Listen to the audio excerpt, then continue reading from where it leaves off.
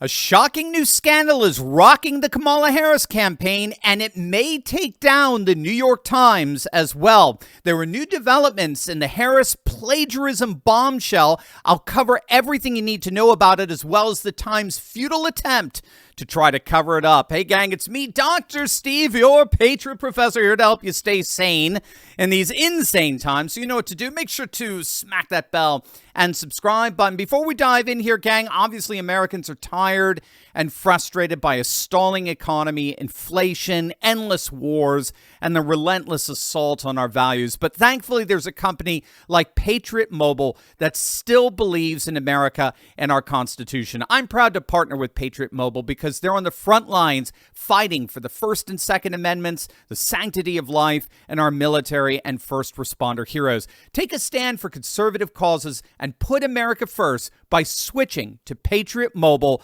today. You'll get the same nationwide coverage as the big providers because Patriot Mobile operates across all three major networks. Plus, they back their service with a coverage guarantee. Their 100% US-based customer service team will find the best plan for your needs. Keep your number, keep your phone, or you can upgrade. Go to patriotmobile.com/TurleyTalks or call 972-PATRIOT. That's 972-PATRIOT. Right now, get a free month when you use the offer code TurleyTalks. Don't get fooled by other providers pretending to share your values or hold the same coverage. They don't and they can't. Join me. Switch to America's only Christian conservative mobile provider, Patriot Mobile, today. It appears that Kamala Harris is speaking once again with yet another accent, but this one actually involves someone else's voice. Her fledgling campaign has just been rocked with new accusations of widespread plagiarism in her book, Smart on Crime, A Career Prosecutor's Plan to Make Us Safer. Now, who on earth would read such a book? I got no idea, but the premise of it is actually, well, it's autobiographical. As the Telegraph notes, it was a book that's supposed to combine her personal experiences as a supposed legal expert with the on-the-ground situation in the California criminal justice system. Again, as the Telegraph states, it's the sort of book in which one would expect plagiarism to be entirely unnecessary since it's largely autobiographical. But then again, this is Kamala. This is Kamala, right? Are you okay? Are you okay?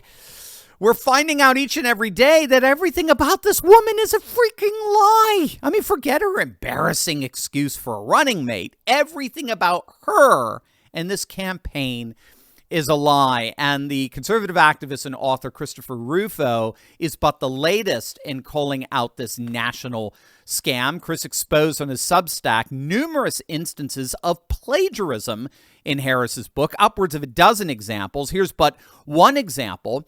Chris notes that the book listed a section word for word from a John Jay College of Criminal Justice press release. And what's so important here is that Harris and her co-author provided no citation whatsoever for the passage. They tried to pass it off as their own unique content, when in point of fact, they lifted the entire section, again, word for word, from the John Jay College press release. And the book is literally littered with example after example, precisely this kind of blatant plagiarism. Now, make no mistake, I was in academia for 20 years. If a student tried to pass off a paper like this as his own, he'd flunk my class and would probably get expelled.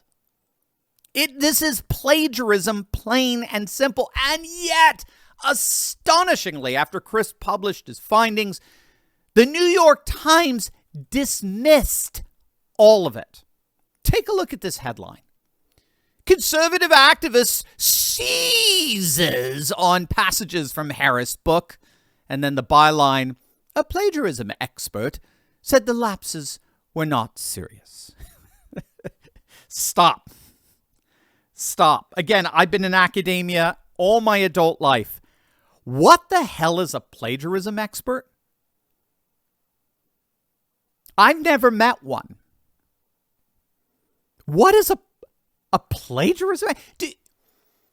Do you see what kind of absurdities the so-called expert class of elites, this credentialed class of ours, has degenerated into?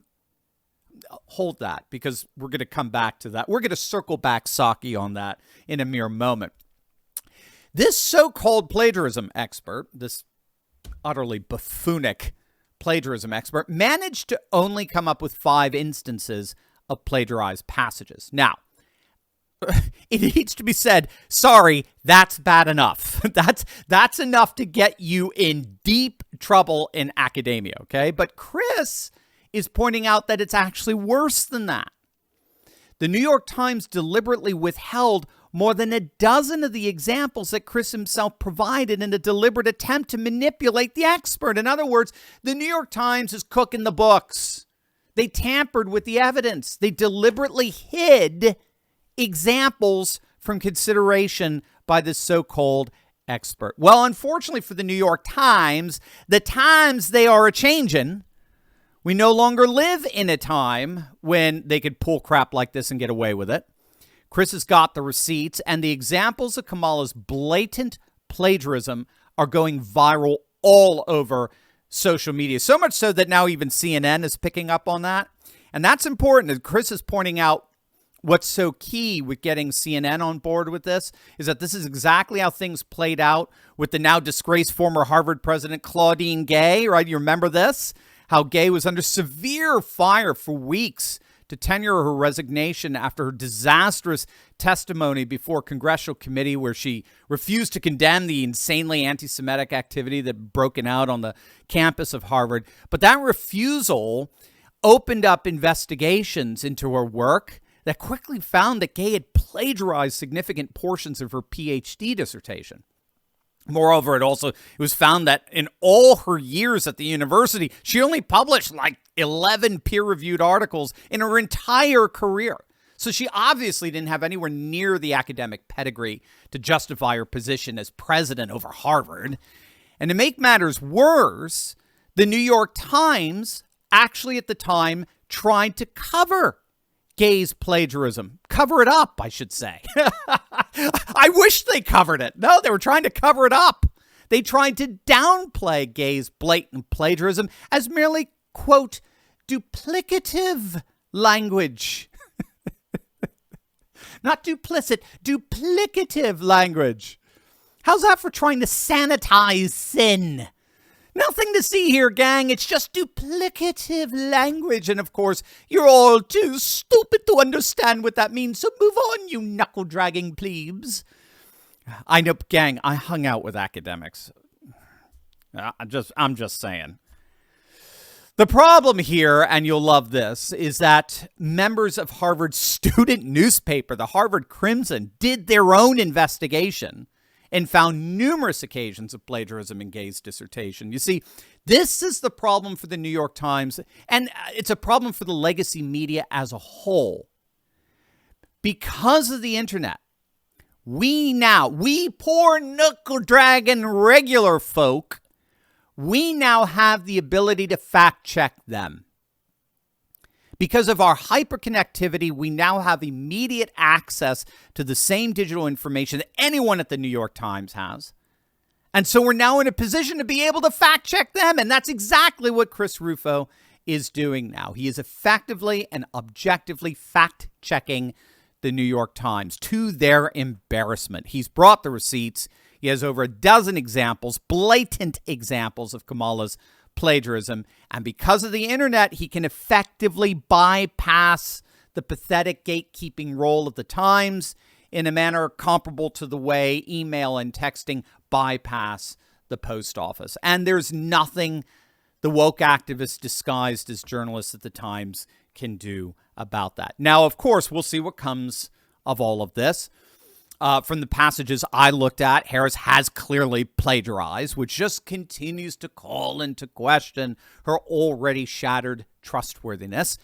But more than that, what Chris is doing here, I think, calls into question whatever legitimacy remains for the rotting vestiges of our political establishment, most particularly our legacy media. The New York Times clearly represents the defense of an institutionalized caste system of which the Times is very much a part. And it's a caste system wherein certain members, by virtue of their race, their ethnicity, their gender, their sexual orientation, are sanctified as beyond reproach. Chris is actually being accused of racism by the Times in making these plagiarism revelations public. The Times has sanctified certain identities as beyond reproach, and they consistently appeal to a class of experts, a credentialed class, made up now apparently of absurdities such as plagiarism experts. They appeal to these credentialed class members as supposedly objective, disinterested, fair and informed officiants whose job is to confirm that very sanctification. The problem for the elites at the Times is that less and less people actually buy this bullshit anymore.